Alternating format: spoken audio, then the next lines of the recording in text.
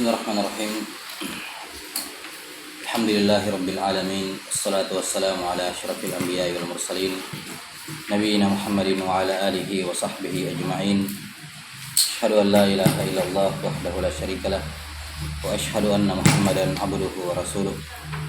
Allahumma la sahla illa ma ja'altahu sahla wa anta taj'alul hazna sahlan idza syi'ta. Amma ba'd. Baik. Materi selanjutnya terkait dengan kitab dalam bidang fikih, Matan As-Sittina Mas'alah, karya Syekh Ahmad bin Umar bin Sulaiman Az-Zahid Al-Misri rahimahullah, yang wafat tahun 819 Hijriah. Ya. Kitab ini termasuk kitab fikih dasar.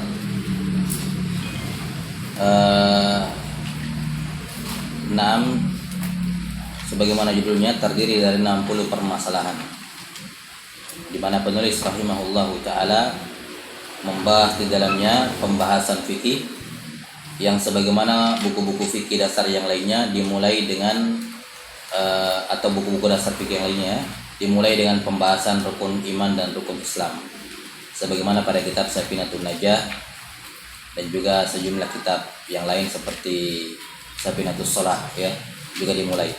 Dan memang rata-rata buku-buku fikih dasar dalam mazhab Syafi'iyah itu yang dibahas adalah hal-hal yang fardu ain diketahui oleh setiap muslim paling minimal, yakni rukun iman, rukun Islam ya, yang mencakup toharah, salat, puasa, zakat dan haji.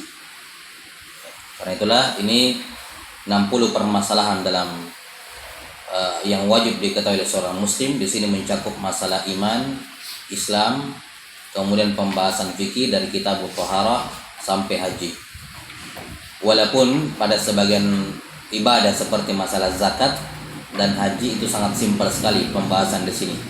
Ya, beliau tidak sebutkan secara terperinci karena ini masalah zakat dan haji itu kan tidak semua orang lakukan. Beda dengan wudu, sholat, dan puasa. Semua muslim bisa lakukan itu secara umum. Sementara zakat dan haji yang bisa mengerjakannya hanya orang-orang yang mampu. Ya, jadi dari sudut pandang jumlah orang yang bisa melakukannya, zakat dan haji kan paling sedikit ya. Ya.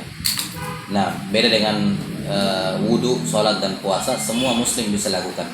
Karena itulah di kitab ini masalah zakat dan haji beliau simpel sekali pembahasan, cuman satu baris tok selesai gitu saja.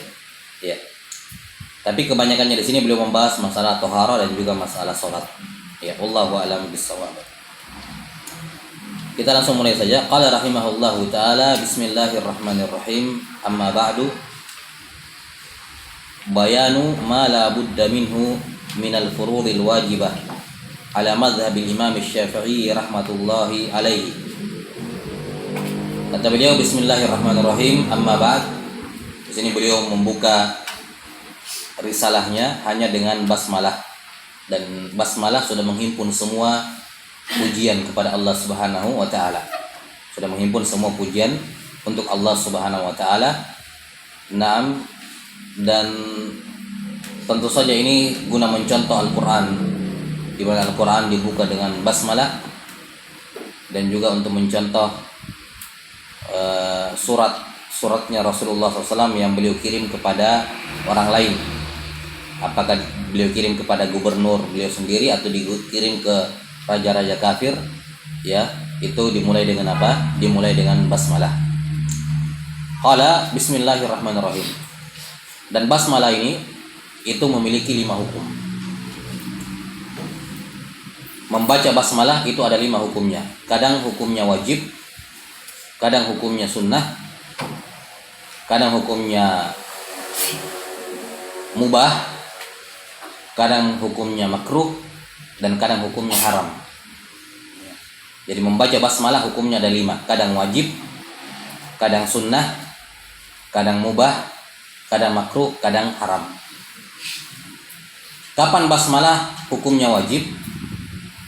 Yang saya maksud dengan basmalah adalah bismillahirrahmanirrahim, gitu ya, sempurna.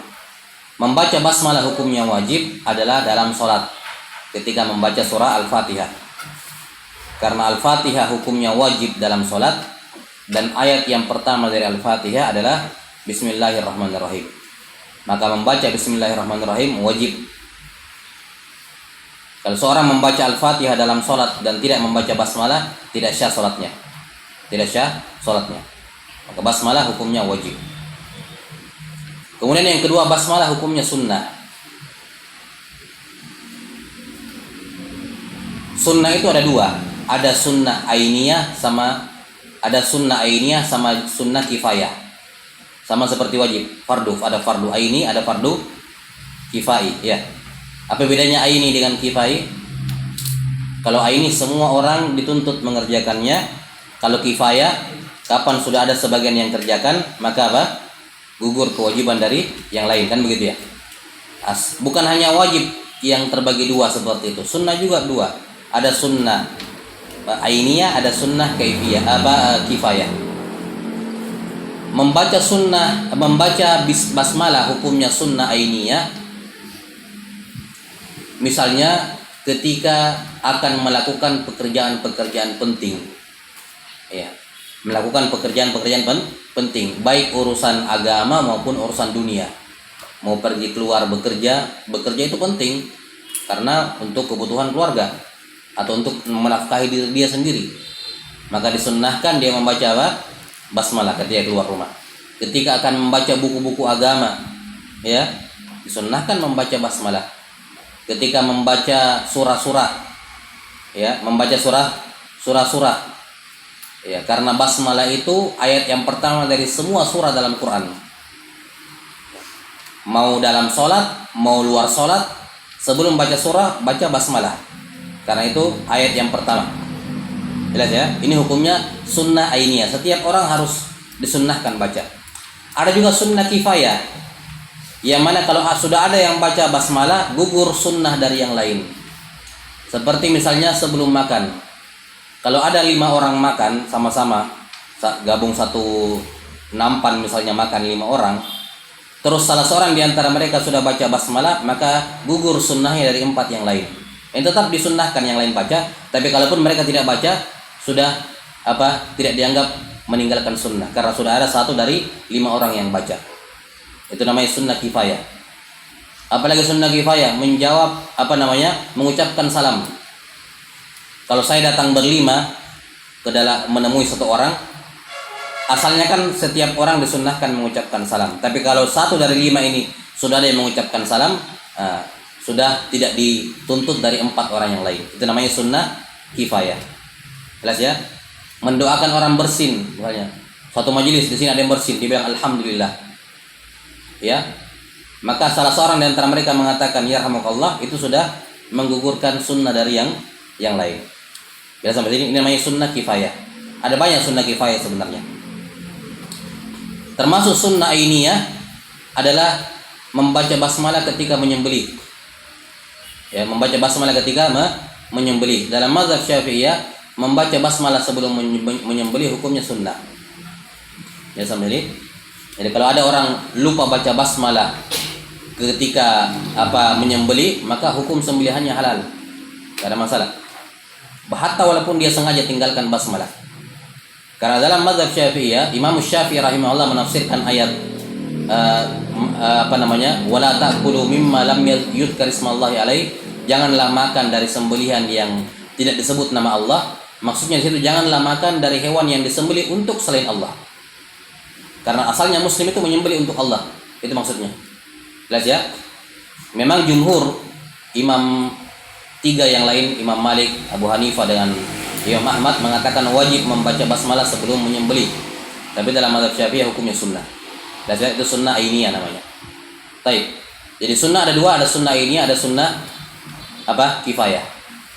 Kemudian membaca basmalah makruh.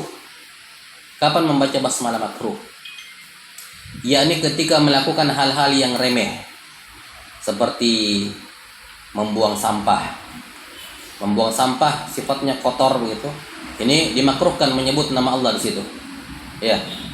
Dimakruhkan menyebut nama Allah, karena itu hal-hal yang remeh gitu, yang kurang layak disebut nama Allah di situ, hukumnya makruh.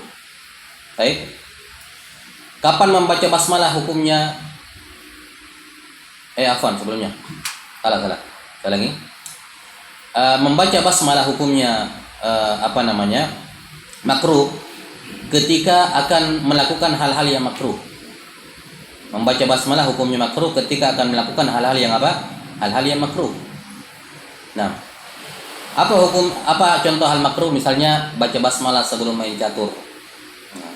Main catur dalam mazhab Syafi'iyah hukumnya makruh. Walaupun sebagian ulama menyatakan haram berdasarkan hadis riwayat Imam Muslim itu. Ya, dalam riwayat Imam Muslim dia disebutkan salah satu larangan adalah syatranj, bermain catur. Tapi dalam yang mu'tamad dalam mazhab Syafi'iyah hukumnya makruh. Maka membaca basmalah sebelum main catur hukumnya makruh, baca basmalahnya. Jelas ya?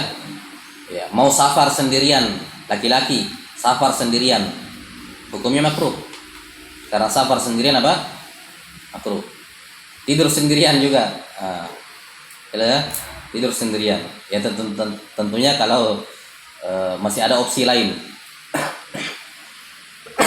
Baik, ala kulli hal, membaca basmalah hukumnya makruh kalau mau melakukan hal-hal yang makruh. Membaca basmalah hukumnya haram kalau mau melakukan hal yang haram.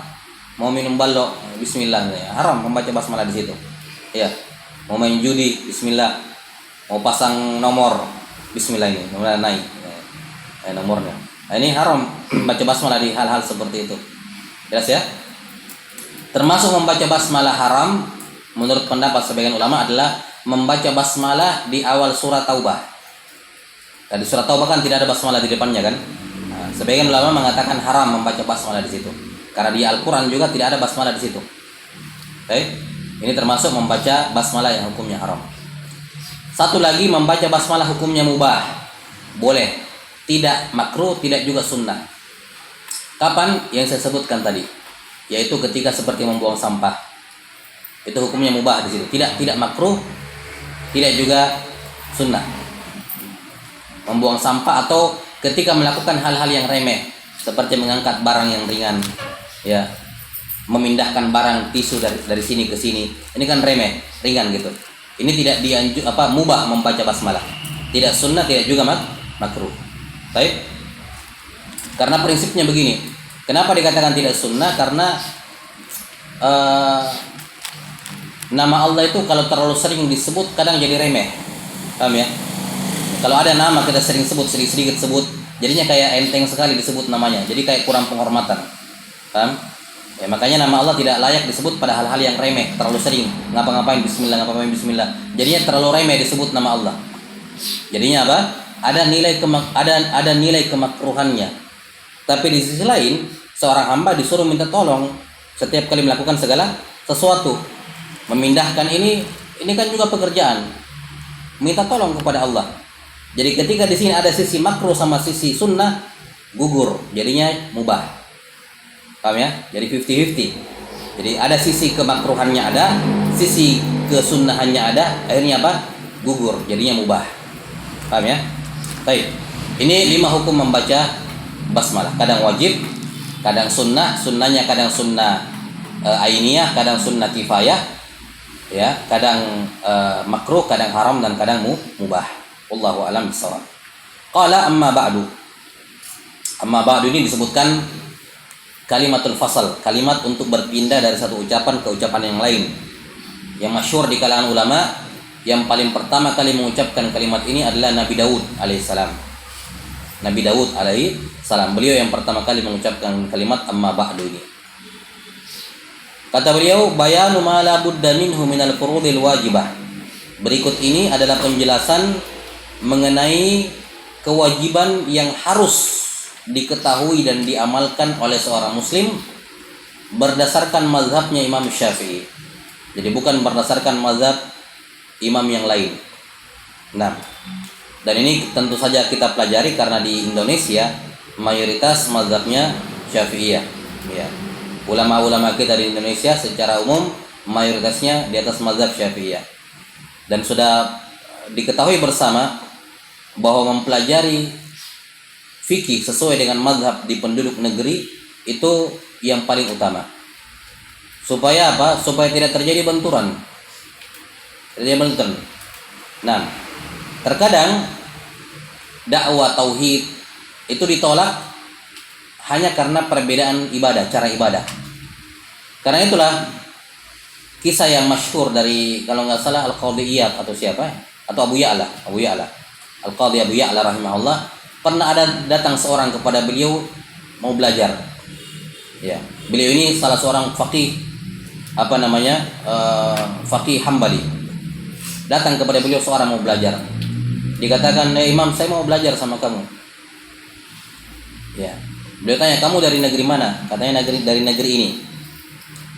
Ya, jelas ya, dari negeri yang di negerinya itu mazhabnya Imam Malik kalau nggak salah. Mazhab di negaranya Imam Malik. Katanya, ngapain kamu belajar? Ya, saya bilang, saya suka dengan mazhab Imam Ahmad, intinya begitu ya. Ya, mau mempelajari mazhabnya Imam Ahmad rahimahullah. Kata beliau, jangan seperti itu, tidak seperti itu cara belajar. Ya, jangan seperti itu. Kamu kalau kamu belajar mazhab Imam Ahmad, kamu pulang ke negaramu pasti susah sendiri. Karena di negaramu yang diamalkan mazhabnya Imam Malik, pasti akan banyak benturan. Jadinya kamu pulang kayak merasa terkucilkan. Oh, semua ini bid'ah di sini, di negara ini, gitu ya. Kenapa? Karena beda negaranya. Semua yang dilakukan oleh masyarakat salah semuanya. Ya, tidak benar, menyelisih sunnah semuanya. Kenapa? Karena yang dia pelajari beda. Ya, jelas ya. Nah, maka di sini ini sunnah dari para ulama, hendaknya seorang itu mempelajari fikih, tata cara ibadah sesuai dengan mazhab di negerinya. Ya. Walaupun tidak kita pastikan tentu saja satu mazhab itu benar 100%, bukan itu, karena tidak ada seorang pun yang mengklaim seperti itu.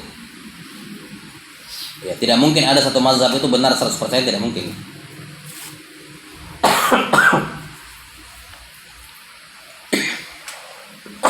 Cuman setiap pendapat-pendapat ulama mazhab itu semuanya pasti bersumber dari hadis. Semua pasti bersumber dari sahabat. Tidak ada yang tidak bersumber dari sahabat. Ya. Jadi kalau misalnya setiap dari mazhab itu kemungkinan benarnya 80-20 misalnya, semuanya 80-20, mending kita amalkan, kita pelajari yang sesuai dengan mazhab negara supaya tidak terlalu banyak pertentangannya. Ya. Contoh yang paling simpel misalnya, orang belajar di Saudi Arabia misalnya. Saudi Arabia mazhab resmi negaranya Hambali, Imam Ahmad. Ya kan? Ya, mazhab Imam Ahmad tentu saja kayak kunut subuh tidak disunnahkan. Ya. Tidak disunnahkan, sebagian menghukumi bid'ah. Pulang ke Indonesia rata-rata semuanya kunut subuh. Kenapa? Mazhab Syafi'iyah. Dia kemudian ribut, kunut subuh bid'ah dan semacamnya, tidak boleh, tidak ada sunnahnya. Ini kan ribut sendiri akhirnya. Padahal kalau dia pelajari mazhab Syafi'iyah dengan benar, dia akan tahu itu sunnah juga, itu sunnah, nggak bertentangan, bahkan ada dalilnya, kan begitu. Nah, dan banyak permasalahan seperti ini, yang kebanyakan pertentangan di tengah masyarakat itu kebanyakannya hanya dalam masalah ibadah. Ya, masalah ibadah, dalam tata cara ibadah. Mungkin ada juga, tentu saja ada dalam tataran akidah, tauhid ada pertentangan, tapi yang biasanya yang lebih keras di situ. Ya, di masalah ibadah. Ya, padahal masalah ibadah itu bisa ditolerir, bisa saling menghargai, ya.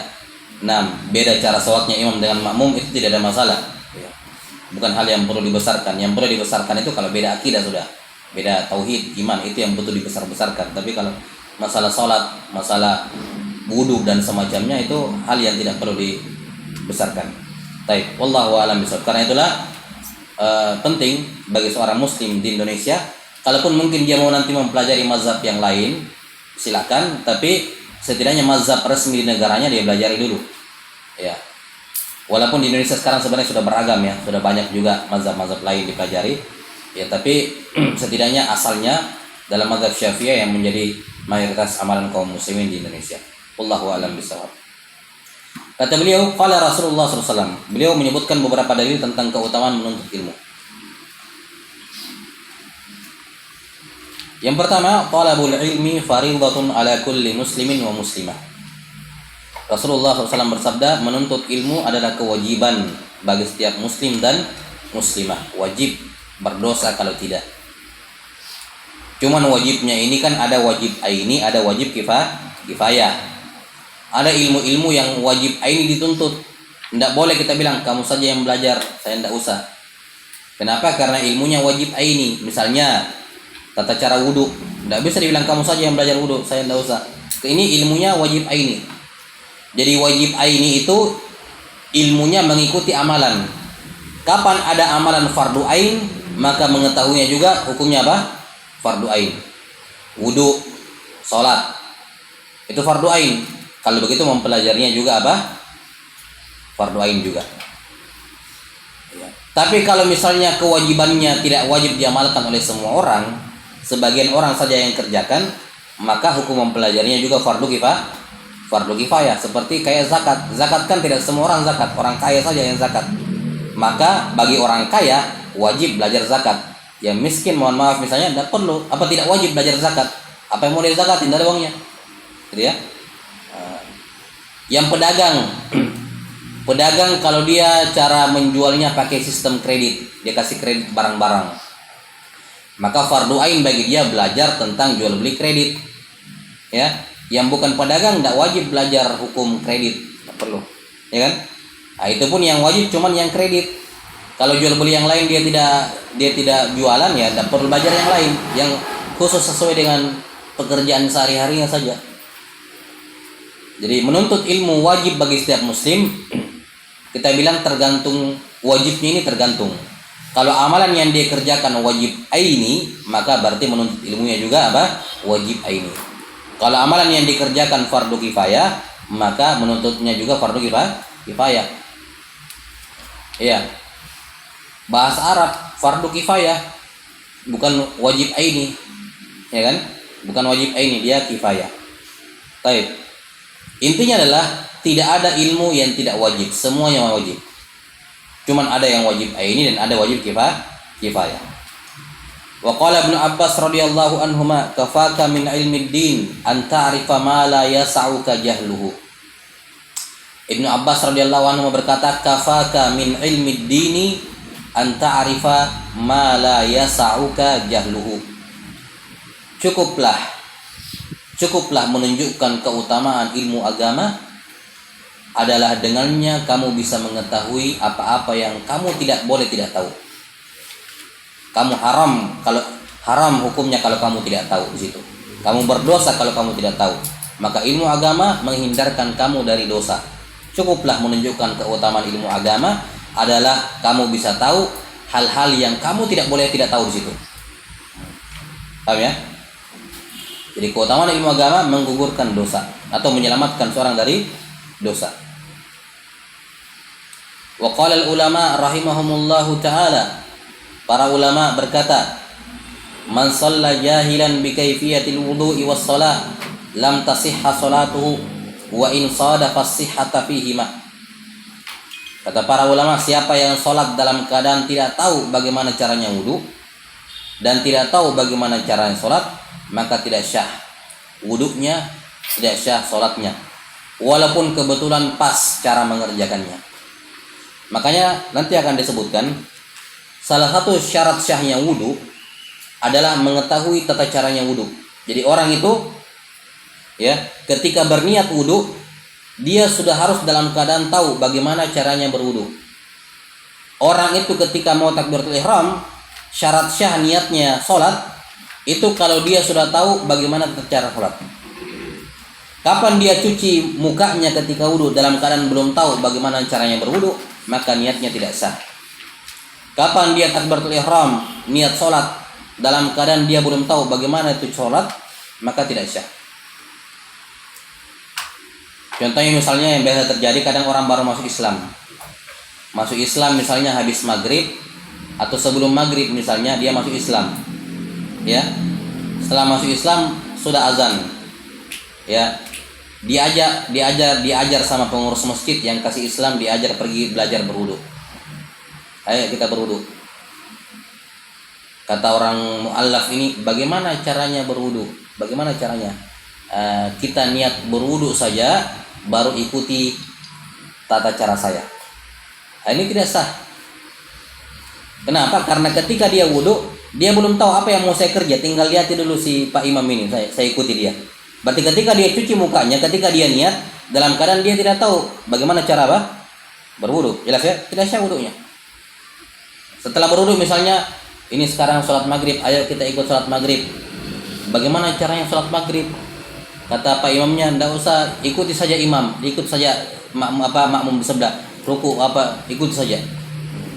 Ini tidak syah ketika dia niat sholat. Kenapa? Karena ketika dia niat sholat, dia belum tahu sholat itu apa, bagaimana tata caranya. Paham di sini? Ya, makanya kata para ulama, siapa yang mengerjakan sholat, wudu dan sholat dalam keadaan belum tahu bagaimana tata cara wudu, tata cara sholat, maka tidak sah. Walaupun kebetulan apa? Sama, gara-gara mengikuti orang misalnya. Paham? Jadi niat itu, syarat syah niat akan disebutkan adalah al-ilmu bi kaifiyatil ibadah. Dia ketika berniat harus sudah tahu bagaimana caranya ibadah yang dia kerjakan. Baik. Wa qala sallallahu alaihi wasallam, "May yuridillahu bihi khaira yufaqihu fid din." Yufaqihu fid din. Siapa yang Allah inginkan kebaikan padanya, Allah akan memahamkan dia masalah agama. Iya. Khairan di sini nakirah fi siyaqi asyarti. Isim nakirah pada kalimat persyaratan. Barang siapa yang Allah inginkan kebaikan padanya, maka Allah berikan pemahaman pada agama. Dan isim nakirah kalau terletak pada kalimat persyaratan bermakna umum. Semua kebaikan, kebaikan dunia, kebaikan akhirat. Siapa yang Allah inginkan padanya kebaikan dunia, kebaikan akhirat, maka akan dibuat paham dalam masalah agama. Karena itulah ucapan yang masyhur dari Imam Syafi'i rahimahullah, kata beliau, man arada dunya fa alaihi bil ilm wa man arada al akhirah fa alaihi bil ilm wa man aradahuma fa alaihi bil ilm. Siapa yang mau mendapatkan dunia, dia harus berilmu. Siapa yang mau mendapatkan akhirat, dia harus berilmu. Dan siapa yang ingin mendapatkan keduanya, dia harus berilmu. Ilmu yang dimaksud di sini ilmu syar'i, ilmu syariat. Ilmu apa? Syariat. Ilmu yang bermanfaat. Ilmu yang apa? Bermanfaat secara umum. Karena itulah siapa yang diberikan pemahaman ilmu yang benar oleh Allah Ta'ala, maka pertanda bahwa Allah menghendaki orang itu baik. Jadi kalau ada manusia, Allah ingin dia ini baik kehidupan dunianya, akhiratnya, ya, bukan dikasih harta, bukan dikasih kedudukan, cukup dikasih ilmu agama, pasti baik orang itu dunia akhiratnya. Tapi kalau ada seorang hamba, Allah takdirkan dia buruk, takdirkan dia jelek, Allah menginginkan padanya keburukan, kebinasaan dunia akhirat, tidak akan dijadikan miskin, ya, tidak akan dijadikan rendah di dunia. Cukup satu saja, dibuat bodoh dalam masalah agama, pasti rusak hidupnya. Di dunia akhiratnya pasti rusak. Karena orang yang bodoh dalam masalah agama tidak ada baik-baiknya sudah. Berarti Allah tidak ingin kebaikan pada dirinya. Nah, kapan seorang memiliki ilmu agama, itu tanda Allah mau dia baik. Allah mau dia baik. Kalau Allah butakan dia dari ilmu agama, itu berarti orang ini sudah, ya, tidak ada guna-gunanya. Ya, tidak di dunia, tidak di akhirat. Wa qala sallallahu alaihi wasallam, ma ubidallahu bi syai'in afdala min fiqhi fid din. Min fiqhin fid din. Ma ubidallahu bi syai'in afdala min fiqhi fid din. Min fiqhin fid din. Tidaklah Allah Ta'ala disembah dengan amalan yang lebih utama dibandingkan menuntut ilmu agama. Jadi amalan yang paling afdal, ya, dalam beribadah kepada Allah, ibadah yang paling afdal adalah menuntut ilmu agama. Karena dengan menuntut ilmu agama semua menjadi syah. Salatnya ikut syah. Memang amalan paling afdal salat. Tapi kalau orang tidak belajar salat, ya tidak syah juga, kan begitu. Makanya amalan ibadah yang paling afdal adalah mempelajari ilmu agama. Baik, ini pendahuluan mengenai keutamaan ilmu. Qala rahimahullah, qawaidul imani bihi subhanahu wa ta'ala tsamaniyah.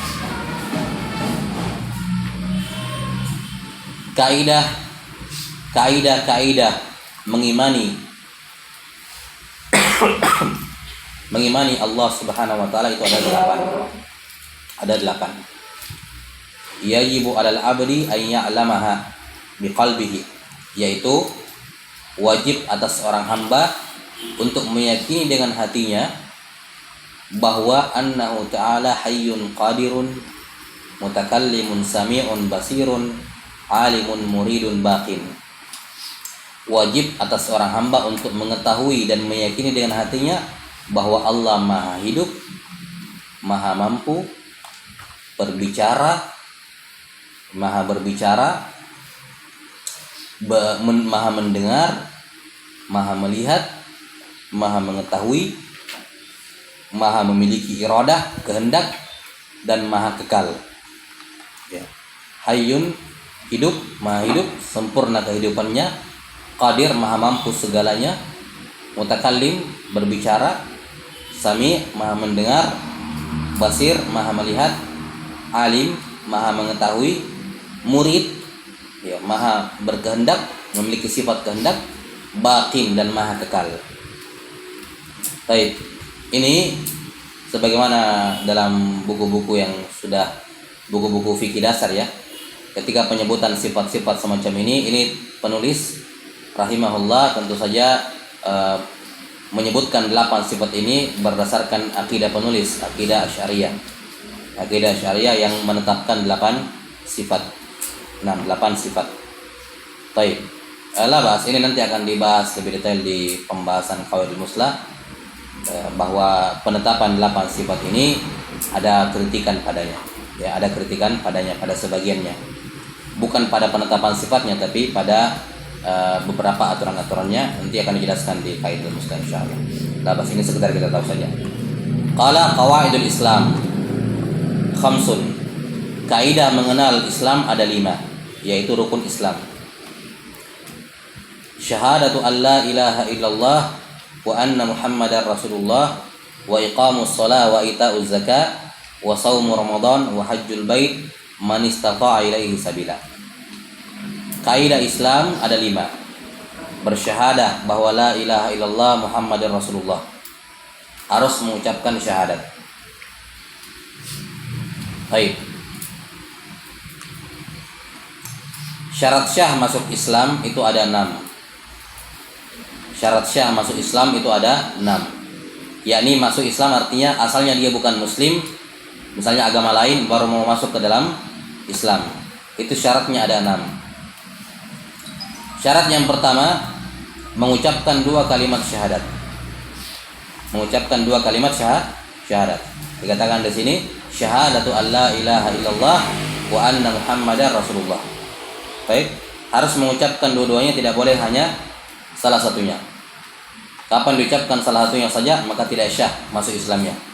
Harus diucapkan dua-duanya. Ya. Ini syarat yang pertama. Syarat yang kedua, pengucapannya harus tertib, berurutan. La ilaha illallah dulu baru asyhadu an la ilaha illallah dulu baru asyhadu anna Muhammadar Rasulullah. Kapan ada orang masuk Islam dia putar asyhadu anna Muhammadar Rasulullah baru wa asyhadu an la ilaha illallah, tidak syah. Jelas ya, tidak syah kalau diputar, harus tertib. Syahadat untuk Allah dulu baru syahadat untuk Rasulullah. Ini syarat yang kedua, tertib. Syarat yang ketiga harus muwalah. Tidak boleh ada jeda yang lama antara kalimat pertama sama kalimat kedua. Misalnya dia bilang asyhadu an la ilaha illallah baru dia minum. Baru lanjut lagi. Wa asyhadu anna Muhammadar Rasulullah, ini tidak syah. Jadi harus sambung. Jangan dipisah. Ini syarat yang berapa? Syarat yang ketiga. Syarat yang keempat adalah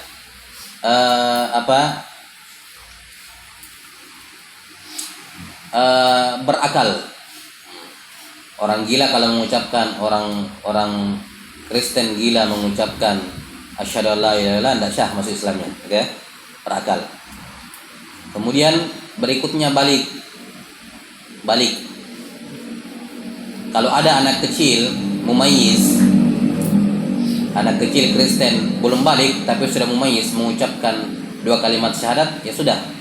Tapi kapan dia balik, wajib dia ulangi syahadatnya. Jelas ya? Jadi dia silakan mengamalkan hukum-hukum Islam, tapi kapan dia balik, wajib ulangi syahadat. Karena syahadat yang diucapkan ketika masih kecil itu belum belum mengesahkan dia sebagai seorang muslim. Walaupun ketika dia mengucapkan ketika mumayyiz, dia boleh mengamalkan hukum-hukum Islam, berlaku padanya hukum-hukum Islam. Tapi untuk keabsahannya dia harus ulangi lagi kalimat syahadatnya setelah setelah balik. Ingat, ini berlaku bagi orang kafir. Kalau ada anak dari kecil, orang tuanya Islam, dua-duanya Islam, lahir ya otomatis Islam. Tidak perlu pas balik syahadat lagi, tidak perlu. Ya kan? Karena anak kecil itu kalau dua orang tuanya muslim, lahir otomatis Islam, kan begitu. Jadi tidak perlu dibilang perbaharui syahadat atau masuk Islam atau diislamkan lagi, tidak perlu. Orang sudah otomatis. Syarat yang berapa tadi? Kelima ya. Yang keenam yang terakhir, tidak boleh terpaksa. Nah, kalau ada orang dipaksa masuk Islam, ya maka tidak syah masuk Islamnya. Makanya orang masuk Islam tidak boleh ada paksaan, tidak boleh dipaksa. Cuman para ulama mengatakan begini, ada dua jenis orang kafir yang kalau dia masuk Islam karena terpaksa tetap sah. Dua orang jenis orang kafir, kalaupun dia masuk Islam terpaksa sah. Yang pertama, kafir harbi. Kafir harbi itu kafir yang ya sedang berperang melawan muslim, berperang, pas mau dikalah dia perang, pas mau dibunuh dibilang tunggu saya masuk Islam. Ini kan kelihatannya dia cuman karena takut takut dibunuh, tapi kapan dia ucapkan syah, tidak boleh dibunuh. Walaupun kelihatannya dia terpaksa, terserah hatinya urusan Allah dengan Allah, tapi intinya dia mengucapkan syahadat. Hatta walaupun dia terpaksa, sudah tidak boleh diganggu. Yang kedua, murtad. Hukum dalam agama Islam, kalau ada orang muslim murtad itu dihukum mati. Itu dalam ajaran Islam. Jelas ya? Dalam ajaran Islam kalau orang murtad itu dihukum mati. Nah, misalnya ada orang murtad, dia bilang, "Kamu kembali kepada Islam." Tapi harus pemerintah ya. Pemerintah yang menjatuhkan hukuman mati. Iya. Kata pemerintah, "Hakim, kamu kembali ke dalam Islam. Kalau kamu tidak kembali kepada agama Islam, kami bunuh. Kami jatuhkan hukuman mati." Akhirnya dia takut, akhirnya terpaksa masuk Islam lagi. Maka ini syah. Jelas ya? Ini syah. Jadi ada dua pengecualian. Selain daripada itu, tidak boleh memaksa orang kafir masuk Islam. La ikraha fid din, kan begitu. Kalaupun dipaksa tidak syah masuk Islamnya, kecuali dua orang tadi, kafir harbi sama murtad. Ya, wallahu alam bisawab. Jadi ini 6 syarat masuk Islam bagi yang bukan Islam masuk ke Islam. Ada 6 syaratnya. Yang pertama mengucapkan 2 kalimat syahadat. Yang kedua harus berurutan tertib, la ilaha illallah dulu baru Muhammadur Rasulullah. Harus pakai kalimat asyhadu, aku bersaksi. Baik. Yang ketiga adalah berurutan. Jangan dipisahkan. Yang keempat berakal, yang kelima balik, dan yang keenam tidak boleh dipaksa, tidak boleh terpaksa. Kata beliau, yang pertama dari rukun Islam adalah syahada alla ilaha illallah wa anna muhammadar rasulullah. Yang kedua wa iqamus shalah, menegakkan salat. Yang ketiga wa itauz zakat, ya, menunaikan zakat. Wa shaum ramadan, puasa Ramadan. Wa hajjul bait, dan terakhir haji di Ka'bah. Man istata'a ilaihi sabila, bagi siapa yang mampu mengadakan perjalanan ke sana. Tapi ini saja pengantar terkait dengan masalah iman dan Islam dalam buku ini. Selanjutnya beliau akan masuk ke dalam pembahasan toharah. Iya. Sebelumnya, ini sebagai penutup ya. Para ulama, para fuqaha rahimahumullah itu menyusun pembahasan fikih berdasarkan tertib rukun Islam. Rukun Islam yang pertama setelah 2 kalimat syahadat kan sholat. Makanya pembahasan fikih dimulai dari kitabus sholat. Cuman karena sholat tidak syah tanpa toharoh, maka ditambahkan dulu toharoh sebelum sholat. Jadi kenapa toharoh duluan yang dibahas, padahal rukun Islam yang amalan tubuh, ibadah tubuh yang paling afdal adalah sholat. Tapi kenapa toharoh mendahului sholat? Karena toharoh adalah syarat syahnya sholat. Ketika sholat tidak syah tanpa toharoh, maka toharoh dulu dibahas, baru kemudian masuk ke sholat. Baik. Insyaallah taala penjelasan terkait dengan toharah dan salat akan kita lanjutkan pada pertemuan berikutnya. Wallahu a'lam bishawab. Naktafi bi hadzal qadar wa sallallahu ala nabiyyina Muhammadin wa ala alihi wa sahbihi wasallam. Alhamdulillahirabbil alamin.